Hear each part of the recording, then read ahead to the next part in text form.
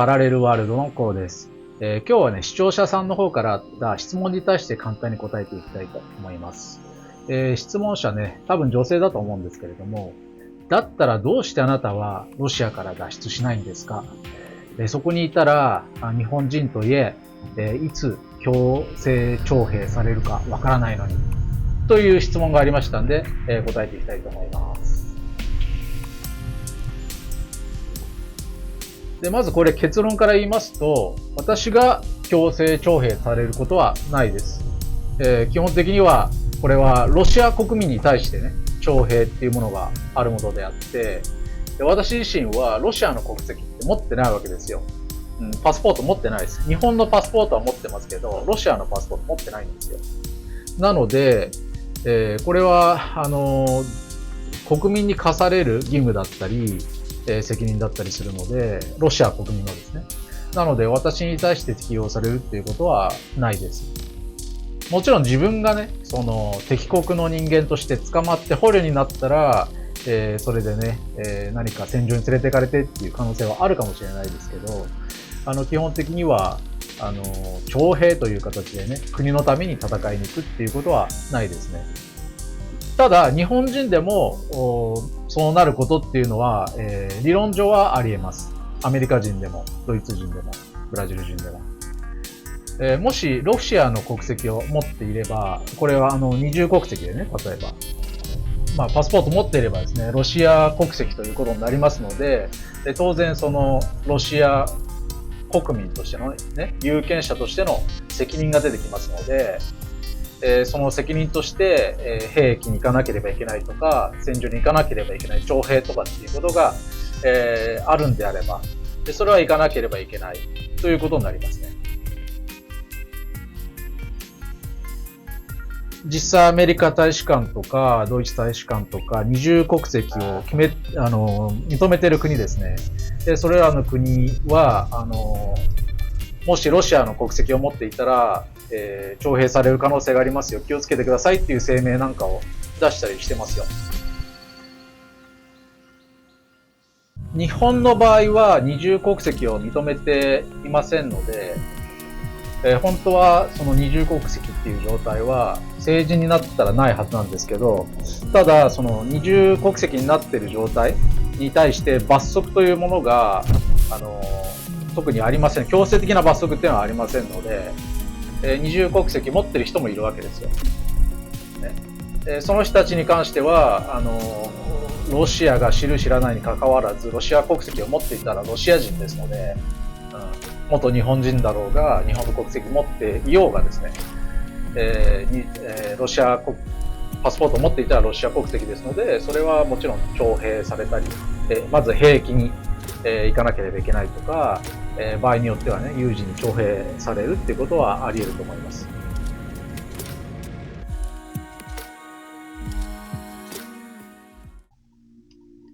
で、おそらくこの質問者さんが言ったのは、いやでも、勝手に連れてかれたっていう話があるよとかね、なんか中央アジアの人とか、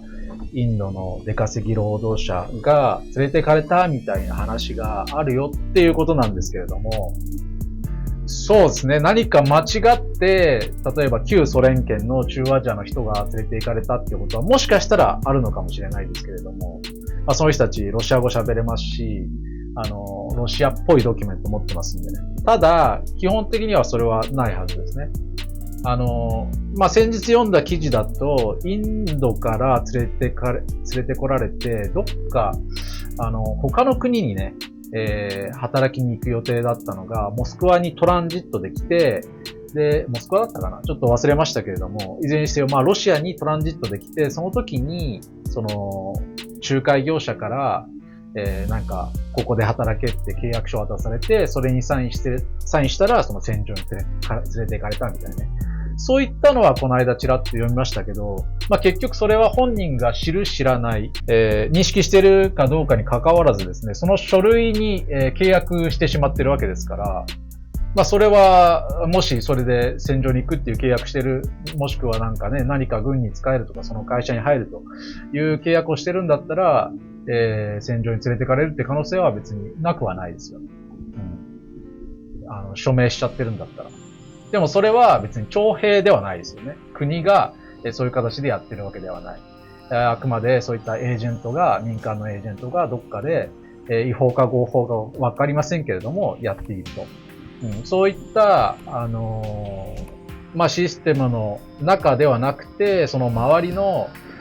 何か、正式でない組織がそういった動きをとっているという可能性はなくはないと思いますね。もちろん契約して現地に行っている軍人もいますしね。ウクライナでもその契約軍人っているじゃないですか。外国人で、前線に行ってる人とか。それはロシアもやってますので、それで戦場に行くっていう人は日本人でも、外国人でも西側の人でもいると思います。で、あと仮にこれで強制連行、強制徴兵とかされたってことになったら、特に日本の場合はね、大国ですので、外交問題になりますよね、ロシアと日本の間で。どんなことしてるんだって話で。もしね、それが何か、私が何か犯罪を犯して、どっかに連行されたとか、そういう話であれば、いや、それはロシアのルールに従わなかった、ロシアの法を犯したってことになりますので、日本のね、外務省、大使館なんかは別にもう手出しできませんけれども、いきなりね、ロシア国民でもないのに徴兵されたってことになったら、それは外交問題になりますので、そういったことは、ありえないです。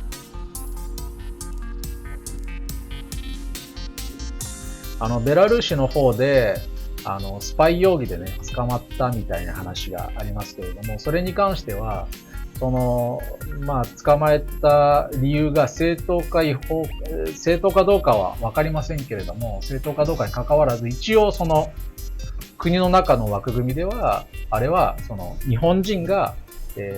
やっちゃいけないことをやってたんだ。だから捕まえるんだっていう立て付けになっていますので、それは別に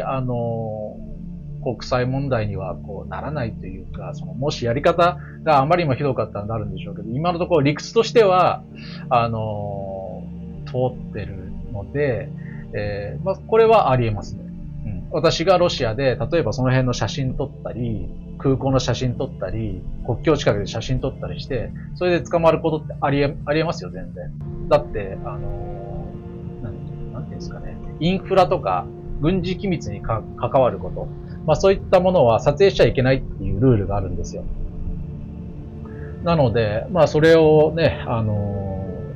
つつかれて、連行されて捕まっちゃうってことはありえますね。ただ徴兵っていうのはちょっと違いますね。それは単に、法を犯したってことで捕まるだけですから。いずれにしましても、多分この質問者さんが言いたかったのは、あなたはそこにいたらおそらくリスクありますよねと。例えば、何か、自分がね、敵国として、捕まって捕虜になったら、それは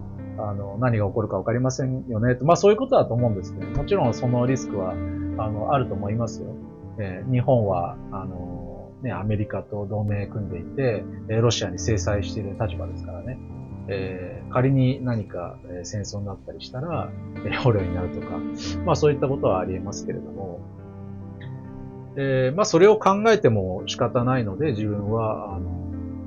それは考えないってことですね。まずそうすぐになる可能性っていうのはそんなにあると思えないですし、あと自分はそういったリスクも含めて、こういう外国での体験をすることが非常に価値あるものだと思っているので、そういったリスクもね、含めて自分はロシアにいるので、実際ね、この、なんですか、軍事作戦が始まって、お金が送れなかったり、フライトがなくなったりとか、アクセスしにくくなる。こういったカントリーリスクっていうんですかね。ビジネスを始めるときもカントリーリスクっていうのは考えるわけですよ。で、あるって分かっていて、私はこっちに来たので、本当だったらね、もっと、経済成長が激しい、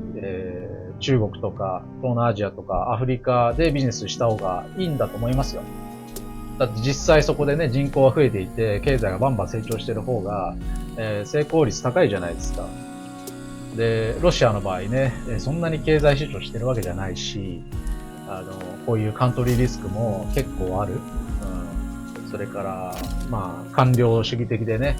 なかなか、難しかったりとか、まあ、いろんな問題があるんですけれども、それでも、こういうユニークなところで仕事をするのが面白いかなと思って選んだんで、そういったリスクはですね、一応自分も認識はして、もしそうなってしまったらなってしまってで仕方ないなというふうには思ってます。本当に核戦争になったらどこへ逃げようかなとか考えることもありますよ。自分がよく行くところですね、そこのビルにドローンが落ちてきたりとか、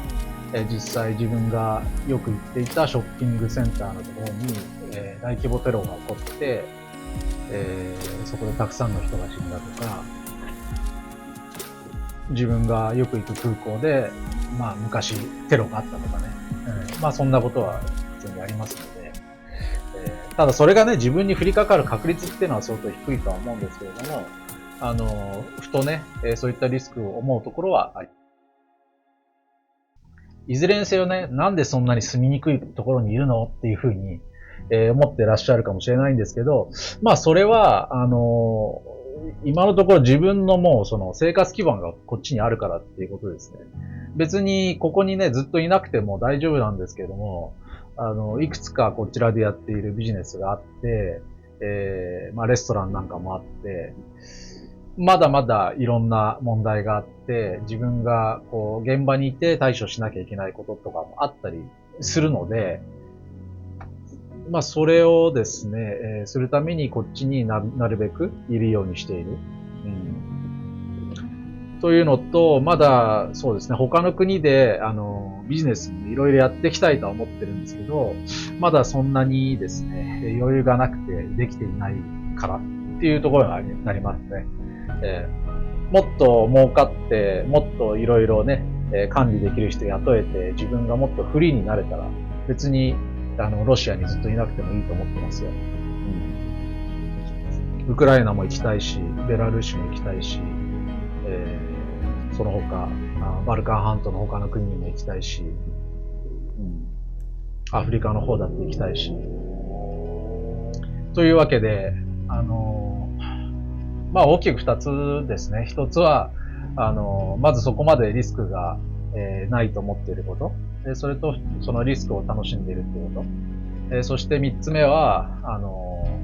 こちらに生活基盤があるからっていうことですね。さっき言ったそのリスク楽しんでるっていうのはちょっと、語弊があるかもしれないんであれですけども。